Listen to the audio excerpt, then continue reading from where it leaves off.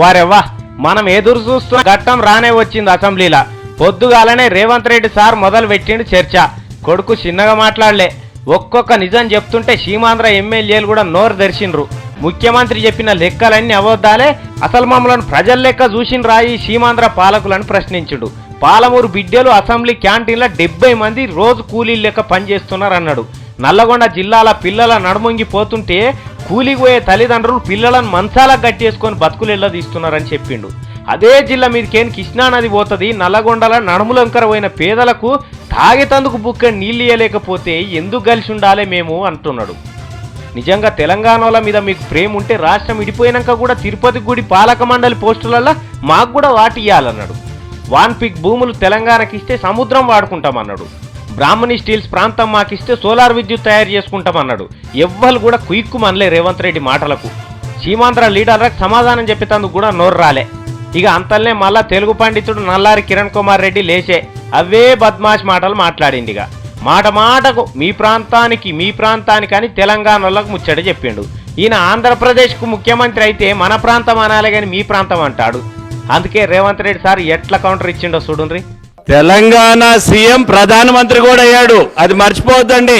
5 ఏళ్లు ప్రధానమంత్రి దేశానికి మీరు గెలిపిస్తారని నమ్మకం లేకనంటే మేము గెలిపించి పంపించాం. పివి నరసింహారావు గారిని నంద్యాలలో గెలిపించారు. ఈ దేశానికి ప్రధానమంత్రిని చేసే అవకాశం ఇచ్చిండ్రు. అదేవిధంగా మేము నాదెండ్ల భాస్కరరావు గారిని గెలిపించినాము, రేణుకా చౌదరిని గెలిపించినాము, మెదక్లో ఇందిరాగాంధీని గెలిపించినాము, ఇప్పుడు కుకట్పల్లి నుంచి జయప్రకాష్ నారాయణ గెలిపించినాం, సికింద్రాబాద్ నుంచి జయసుధని గెలిపించినాం అధ్యక్ష. అంటే మీరు ఒక్క సాయం చేస్తే మేము 10 చేసినాం అధ్యక్ష. 185.60 లక్షల టన్నులు తెలంగాణ ప్రాంతంలో ఉన్న ప్రాజెక్ట్స్ కి ఈ బొగ్గు సింగరేణి నుంచి పోతా ఉంది. ఆంధ్ర ప్రాంతానికి 1 టన్ను కూడా సింగరేణి నుంచి అలొకేషన్ లేదు. విజయవాడ థర్మల్ పవర్ స్టేషన్ కు ప్రతి సంవత్సరం దాదాపుగా 30 లక్షల టన్నుల బొగ్గు సింగరేణి నుంచి తరలిస్తున్నారు అధ్యక్ష. నేను ఈ రోజు ఆన్ రికార్డ్ ఛాలెంజ్ చేస్తున్న ముఖ్యమంత్రి గారిని. ఆయన చెప్తాడు మేము ఓపెన్ రేట్ పెట్టుకొనుకున్నామని. ఎవరు ఇండ్లలో ఆస్తులు అమ్మి కొంటలేరు అధ్యక్ష. 2 రాష్ట్రాలు వేరే అయినప్పుడు, చిన్న రాష్ట్రాలు అయినప్పుడు, పోలీస్ తగ్గినప్పుడు, పోలీస్ బలం తగ్గినప్పుడు వారు విజృంభించే ప్రయత్నం చేస్తారు. ఇబ్బందికరమైన పరిస్థితులు ఉంటాయి. తెలంగాణ ప్రాంతంలో నక్సలిజం ఎప్పుడొచ్చింది అధ్యక్ష? ప్రత్యేక రాష్ట్రం ఇవ్వకపోవడం వల్ల నక్సలిజం వచ్చింది అధ్యక్ష. రేపైనా సరే ప్రత్యేక రాష్ట్రం ఇవ్వకపోతే తెలంగాణ యువకులు నక్సలిజం అయిపోయే అవకాశం ఉంది, కానీ ప్రత్యేక రాష్ట్రం ఇస్తే కాదన్న సంగతి ఈ సందర్భంగా మిత్రులందరూ తెలియజేస్తున్నా అధ్యక్ష. తెలంగాణ అంశంలో అక్కడ జరిగిన అంశాలు కూడా అడ్రస్ చేయడం జరిగింది. సార్ ఎందుకు ఇంత ఎక్స్టెన్సివ్ గా చెప్తున్నానంటే ప్రతి అంశం ఈ రోజు మన ముందర ఉన్నది ఆమె ఆ రోజే 72లో అడ్రస్ చేసిందంటే ఎంత ముందర చూపు ఉందనేది ఒక్కసారి ఆలోచన చేసుకోవాలి. విభజన పరిష్కారం కాదు, సమస్య వేరే వాళ్ళకి కాదు, వీరిద్దరికి కూడా సమస్య వస్తుంది.